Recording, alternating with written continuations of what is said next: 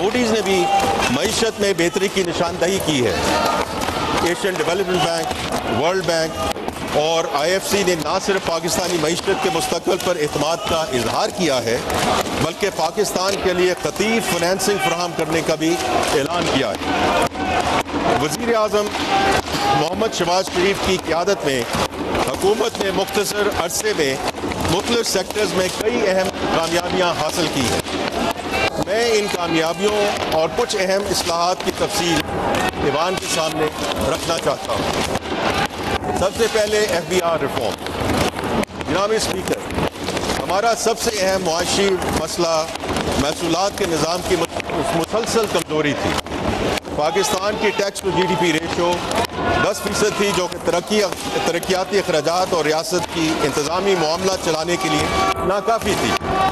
मज़ीद बराम FBR के मुताबिक पाकिस्तान में टैक्स गैप का तखमीना 5.5 ट्रिलियन रुपया लगाया गया, यानी हम आधे से ज़्यादा मुमकिन टैक्स से महरूम थे। ये सूरत हाल नाकाबिल कबूल थी। इस खला को पुल करना ना सिर्फ ज़रूरी था, बल्कि मुल्क को 14% टैक्स टू GDP रेशो की पायदार तरक्की की राह पर डालना नागुज़ीर था। ये बात रोज़े रोशन की तरह यहाँ हो चुकी थी कि FBR इस हल का महज एक हिस्सा नहीं बल्कि बुनियाद है। FBR को ट्रांसफॉर्म किए बगैर मईशत को मुस्तहकम करना और कौमी अहदाफ हासिल करना मुमकिन ना था। इसीलिए वज़ीर आज़म की सरबराही में FBR ट्रांसफॉर्मेशन प्लान का आगाज़ किया गया। ये कोई रवायती मशक नहीं थी, बल्कि वज़ीर आज़म की बराह रास्त निगरानी में एक तफसीली मुशावरत के ज़रिए तैयार किया गया मनसूबा था, जिसकी सितंबर 2024 में बाकायदा तौर पे मंजूरी दी गई। इस मंसूबे की बुनियाद 3 सतूनों पर है: पीपल, प्रोसेस एंड टेक्नोलॉजी। जनाब स्पीकर, इस मंसूबे का महवर डिजिटल ट्रांसफॉर्मेशन है। पाकिस्तान में पहली मरतबा मईशत और टैक्स निज़ाम के दरमियान जामे डिजिटल इंटीग्रेशन का आगाज़ किया गया है। इस मंसूबे के तहत उठाए गए अहम इक़दामात में डिजिटल प्रोडक्शन ट्रैकिंग का आगाज़ चीनी के शोबे से किया गया, जिसे अब सीमेंट, मशरूबात, खाद और टेक्सटाइल तक तोसी दी जा रही है। Business to business lane then को दस्तावेजी शक्ल देने के लिए मुल्कगीर ई-इनवॉइसिंग का इजरा, सेल्स और इनकम टैक्स के लिए आर्टिफिशियल इंटेलिजेंस पर मबनी ऑडिट सिलेक्शन सिस्टम, चारों सूबों में पॉइंट ऑफ सेल निज़ाम की इंटीग्रेशन, अशिया की नकलो हमल पर नज़र रखने के लिए ई-वे बिलिंग, कस्टम्स में मिली भगत का ख़त्म करने के लिए फेसलेस ऑडिट निज़ाम का क़याम, अफसरान के लिए डिजिटल वर्क फ्लो और बर वक्त इन्फोर्समेंट अलर्ट्स, एक नया सेंट्रल कंट्रोल यूनिट जो तमाम डेटा की सेंट्रलाइज विजिबिलिटी फराहम करे और जदीद टेक्नोलॉजी लाने के मैंडेट के साथ फराल बोर्ड की तश्कील नौ हो चुकी है। जनाब स्पीकर, टेक्नोलॉजी के साथ साथ हम इंसानी वसाइल की तरक्की पर भी भरपूर सरमायाकारी कर रहे हैं। ऑडिटर्स की कैपेसिटी बिल्डिंग के लिए नई भर्तियाँ की गई हैं। शोबा जाती माहिरीन और ऑडिट मेंटोर्स को कलीदी इकाइयों में तैनात किया गया है, ताकि तरबियत और पेशावराना रहनुमाई के तसलसल बरकरार रखा जा सके। अफसरान को ऑडिट, कानून और डिजिटल महारतों पे मबनी मौज़म तरबियती प्रोग्राम्स के ज़रिए स्किल किया जा रहा है। पेचीदा कानूनी मक़ामात की पैरवी के लिए सफ़े अव्वल की कानूनी फर्मों की खिदमात हासिल की जा रही हैं। सबसे अहम बात यह है जनाब स्पीकर कि अब अफसरान को रिवॉर्ड्स में सीनियरिटी से नहीं, बल्कि उनकी कारकर्दगी, पेशावराना रवैये और दयानतदारी से मशरूत किया गया है। जनाब स्पीकर, मैं ईवान को बताना चाहता हूँ कि इस मंसूबे के इब्तदाई नताइज नहायत हौसला अफजा रहे हैं। चीनी के शोबे से महसूलात में 47% इजाफा हुआ। डेटा इंटीग्रेशन के ज़रिए 3,90,000 हाई वैल्यू नॉन फाइलर्स की निशानदही हुई, जिससे 30 करोड़ रुपए की वसूली मुमकिन हुई। फ्रॉड एनालिटिक्स के ज़रिए 9.8 अरब रुपए के जाली रिफंड क्लेम्स को ब्लॉक किया गया। आर्टिफिशियल इंटेलिजेंस पर मबनी ऑडिट सिस्टम के तहत 200 से ज़ायद केसेस की निशानदही की गई, जिनकी मालियत 13.3 अरब रुपए से ज़्यादा है। फेसलेस कस्टम्स ऑडिट के ज़रिए कानून पर अमल पैरा इम्पोर्टर्स को सहूलत फराहम की गई। फाइलिंग और टैक्स अदा करने वालों की तादाद में 100% इजाफा हुआ। اور محاصل 45 ارب سے بڑھ کر 105 ارب تک پہنچ گئے 1 جولائی سے۔ اور جناب اسپیکر، یہ بہت امپورٹنٹ بات ہے کہ 800 کالمز والا ریٹرن سادہ فارمیٹ میں تبدیل کر دیا جائے گا، جس میں صرف 7 بنیادی معلومات درکار ہوں گی۔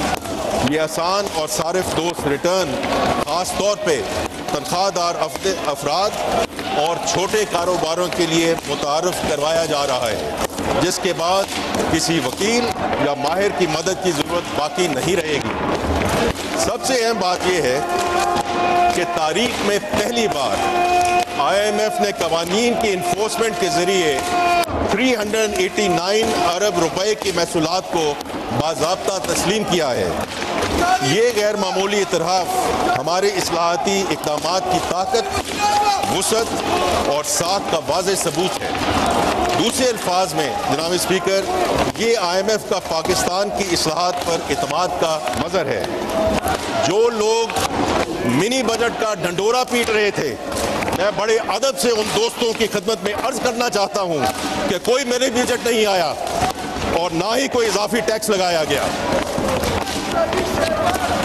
کئی ٹیکس نائندگان مقدمات کے ذریعے ٹیکس سے بچنے کی کوشش کرتے ہیں۔ ان کیسز کی کمزور پیروی کی وجہ سے حکومتی محاصل طویل عرصے تک التوا کا شکار رہتے ہیں۔ موجودہ حکومت کی کامیاب حکمت عملی کی وجہ سے اس سال FBR نے کامیاب میٹیگیشن کے ذریعے 78.4 ارب روپے کے محاصل وصول کر لیے ہیں۔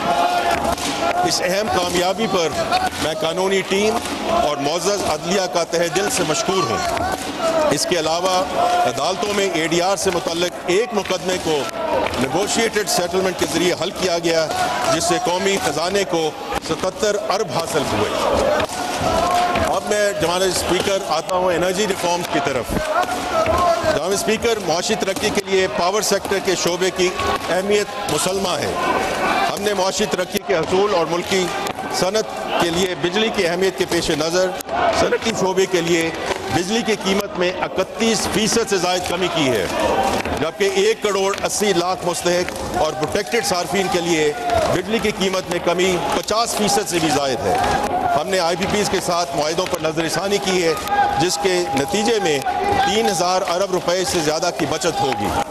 اس طریقہ کار پر عمل کر کے ہم ماحول کے لیے نقصان دہ 3000 میگا واٹ گنجائش سے زائد فرنس آئل پاور پلانٹس کو بند کرنے میں کامیاب ہوئے۔ ہمیں احساس ہے کہ مستقل بنیادوں پر بہتری لانے کے لیے پاور سیکٹر میں گہری اور بنیادی اصلاحات لانا ضروری ہے۔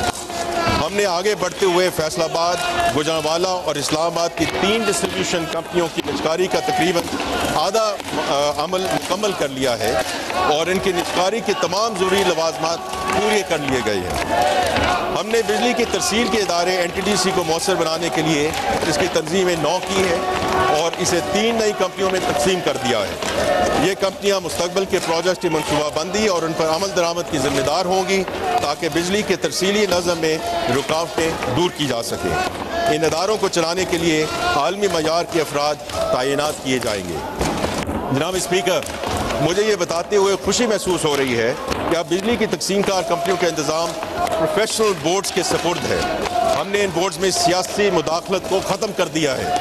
پروفیشنل بورڈز کے آنے سے ان کمپنیوں نے صرف 9 مہینوں میں اپنے نقصانات میں 140 ارب روپے کی کمی کی ہے۔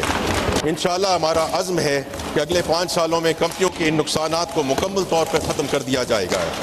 بجلی کے شعبے میں کمپیٹیٹیو اور آزاد مارکیٹ کے قیام کے لیے قانون سازی اور ضوابط کو حتمی شکل دے دی گئی ہے اور اگلے 3 ماہ میں اس پر عمل درآمد شروع ہو جائے گا۔ پاکستان کی تاریخ میں پہلی بار توانائی بچت کے اصولوں پر مبنی بلڈنگ کوڈ منظور کیے گئے ہیں اور وفاقی اور صوبائی اداروں کو ان ضوابط پر مکمل عمل درآمد کی ہدایت کی گئی ہے، تاکہ مستقبل میں بننے والی تمام تعمیرات توانائی کے اعتبار سے مؤثر اور فعال ہوں۔ حکومت نے سستی بجلی کے حصول کے لیے جامع منصوبہ بندی کر لی ہے، جس سے آنے والے دنوں میں سستی بجلی کا حصول ممکن ہوگا۔ اس منصوبے کے تحت اب تک 4000 ارب روپے سے زائد کی بچت کی ہے اور 9000 میگا واٹ گنجائش کے مہنگے بجلی گھر جنہیں نیشنل گرڈ میں شامل کیا جانا تھا ترک کر دیا گیا ہے۔ اس کے علاوہ ہم نے بجلی کی پیداوار کے ایسے تمام پلانٹس کو بند کر دیا ہے جو جینکوز کی شکل میں سرکاری ملکیت میں تھے۔ ان پلانٹس کے فالتو آلات کی فروخت کا عمل شروع ہو گیا ہے تاکہ ان اداروں کے باعث ملکی خزانہ پر 7 ارب روپے سالانہ شزائد کا بوجھ ختم ہو سکے۔ جناب اسپیکر، گزشتہ چند سالوں کے دوران ہم نے پاکستان کے تیل اور گیس کے شعبے میں ٹارگیٹڈ ریفارمز کی جن سے سرمایہ کاری میں اضافہ اور اسٹریٹجک ڈائیورسفیکیشن بل بوتے پر نمایاں ترقی ہوئی ہے۔ ایکسپلوریشن اینڈ پروڈکشن ENP کے شعبے میں کمپیٹیٹو بڈز میں خاص طور پہ ترک پیٹرولیم سمیت بین الاقوامی کمپنیوں کی خاصی دلچسپی رہی جو طویل عرصے کے بعد آن شور سیکٹر میں قابل ذکر بیرونی سرمایہ کاری کی علامت ہے۔ پاکستان آف شور ایکسپلوریشن بڈ راؤنڈ 2024 کا آغاز ایک دہائی سے زیادہ عرص کے بعد عمل میں آیا جس سے آف شور سیکٹر میں ENP سرگرمی بحال ہوئی جبکہ تیل اور گیس کی متعدد دریافتوں سے امپورٹ سبسٹیٹیوشن میں مدد ملی اور انرجی سیکیورٹی میں بہتری آئی۔ ENP کمپنیوں نے مستقبل میں تیل اور گیس کی تلاش کے لیے 5 ارب امریکی ڈالر سے زیادہ کی سرمایہ کاری کرنے کے عزم کا اظہار کیا ہے۔ پہلے سے رواں فیلڈز پر جدید ٹیکنالوجی استعمال کرتے ہوئے ان کی استعداد بڑھانے کے منصوبوں پر بھی توجہ مرکوز کی گئی۔